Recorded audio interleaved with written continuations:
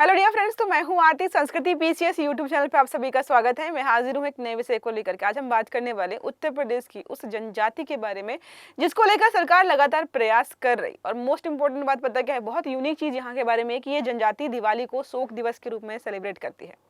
जब पूरा देश दिवाली मनाता है, खुशियां मनाता है, तो ये लोग शोक मनाते हैं। उसके पीछे रीजन क्या है वो भी समझा दूंगी। पहले हम बात करते हैं इस जनजाति के बारे में।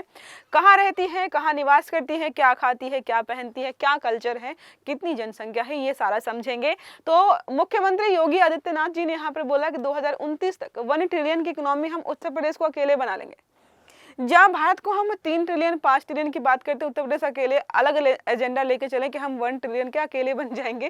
थारू जनजाति को लेकर बहुत बड़ा यहाँ पर प्रयास किया जा रहा है। ऐसा प्रयास करने का पीछे सबसे बड़ा कारण यहाँ पर यह है कि सबसे बड़ी जनसंख्या में यही जनजाति है जो उत्तर प्रदेश में आपको देखने को मिलेगी। बहुत सारी जगह रहती है।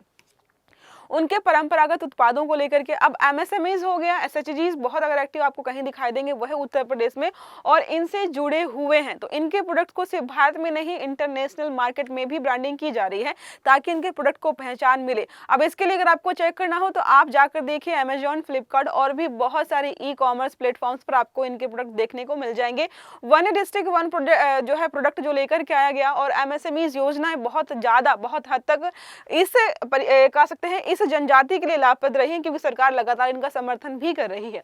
अब उत्तर प्रदेश में जनजाति सशक्तिकरण को लेकर हम बात करें तो अगर बात करें टोटल कितनी जनजातियां हैं, कितने ग्रुप्स हैं, वो हम अलग से समझेंगे। तो थारू जनजाति के लिए 350 प्लस समूह गठित किए गए हैं। सरकार छोटे उद्यम स्थापित करने के लिए आपको 1.5 लाख तक की वित्तीय सहायता दे रही है ताकि आप छोटा व्यवसाय शुरू कर सके, आजीविका को सशक्त कर पाए, साथ में आर्थिक जो है आत्मनिर्भरता को बढ़ाना चाहती है। अब बात करते हैं कि थारू जनजाति का आर्थिक सशक्तिकरण। तो मैंने आपको बताया कि ये जो है बहुत बड़े इलाके में रहते हैं और काफी बड़ी संख्या है।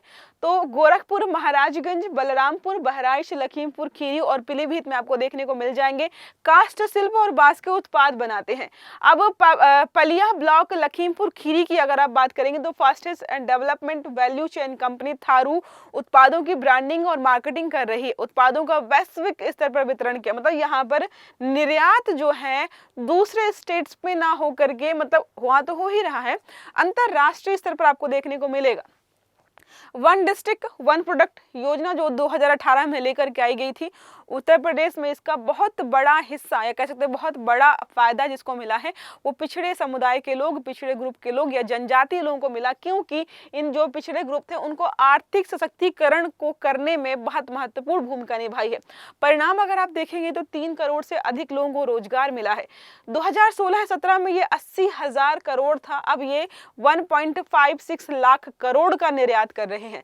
थारू जनजाति को ऋण और बाजार तक पहुंच दिलाने में सरकार ने बहुत मदद की है और इनके बहुत सारे प्रोडक्ट्स आपको ई कॉमर्स प्लेटफॉर्म्स पर देखने को मिल जाएंगे। अब बात करते हैं एमएसएमईज के माध्यम से रोजगार सृजन। उत्तर प्रदेश में एमएसएमईज बहुत ज्यादा है। पूरे अगर भारत की बात करेंगे सबसे ज्यादा एमएसएमईज यहाँ पर देखने को मिलेंगी। 90 लाख से अधिक लोग यहाँ पर एक दूसरे के साथ जुड़े हुए, इकाइयां तो पता इससे भी ज्यादा है। 27,000 प्लस यहाँ पर देखेंगे तो शहरी क्षेत्रों में और ग्रामीण क्षेत्रों में है पैकेजिंग फैक्ट्रियां और 6 रोजगार जोन। ये सब कहां पर? उत्तर प्रदेश में है।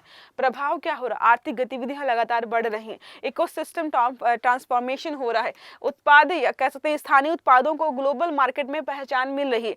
अब इस मॉडल की अगर बात करते हैं कि खासियत क्या है, तो सिर्फ देखो कोई प्रोडक्ट बना से प्रोडक्ट नहीं बिकता है, उनकी पैकेजिंग करनी है, ट्रांसपोर्टेशन करना है, तो बहुत सारी चीजों को साथ में रोजगार मिल जाता है। अगर आपके घर के बगल में कोई बड़ी सी खिलौने की फैक्ट्री खुल जाए तो वो सिर्फ और सिर्फ खिलौने बनाएगी, और उसके लिए बहुत सारी चीजों की जरूरत पड़ेगी कि वहां पर लोग काम करें, सफाई के लिए जाएं, लंच के लिए जाएं, चाय के लिए जाएं, और जो उनकी पैकेजिंग होगी उसके लिए भी सामान चाहिए जो तो आसपास की जो चीजें होती हैं उनको भी रोजगार मिल जाता है। तो बहुत सारी चीजों को यहाँ पर एक साथ लेकर के चला जा रहा है। प्रभाव और परिणाम क्या हुए? तो थारू जनजाति और अन्य जो आदिवासी समूह हैं ये आर्थिक रूप से स्वतंत्र भी हो गए हैं और कह सकते हैं कि आत्मनिर्भर भी बन रहे हैं। आत्मविश्वास, सम्मान, गौरव, अर्थव्यवस्था, निर्यात में वृद्धि हो रही है। युवा उद्यमियों और लघु उद्योगों को लगातार व्यापक स्तर पर यहाँ पर मौके मिल रहे हैं। अब बात कर लेते हैं उत्तर प्रदेश की प्रमुख जनजातियां। तो मैंने सिर्फ बड़ी बड़ी जनजातियां जो 12 हैं वो ली हैं, बाकी सबको नहीं लिया है क्योंकि सबके बारे में नहीं पूछता है। तो थारू के बारे में पढ़ लिया हमने। बुक्सा थारू के साथ सबसे पुरानी जनजातियों में से एक है। माहीगीर है, मुख्य रूप से मछुआरे हैं, इस्लाम धर्म का पालन करते हैं। जौनसारी उत्तराखंड और यूपी के सीमावर्ती क्षेत्रों में बहुविवाह प्रथा प्रचलित है। जो थारू है वो आपको उत्तराखंड में देखने को मिल जाएगी। गोंड, खरवार, सहरिया आदि अन्य जातियां हैं जो सोनभद्र जैसे जिलों में पाई जाती हैं। अब थारू जनजाति के बारे में थोड़ा बहुत बात कर लेते हैं। तो भारत नेपाल सीमा के पास जो तराई क्षेत्र है यहाँ पर आपको देखने को मिल जाएगी।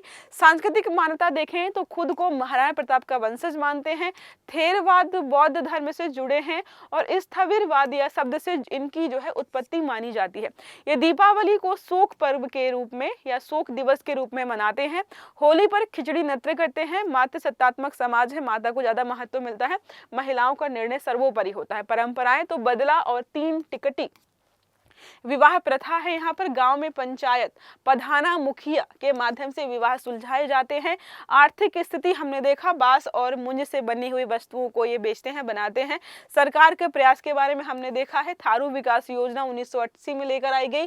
फिर होम स्टे योजना 2020 से चलाई जा रही है। सरकारी योजना है जिसके माध्यम से थारू जनजाति का विकास किया गया है।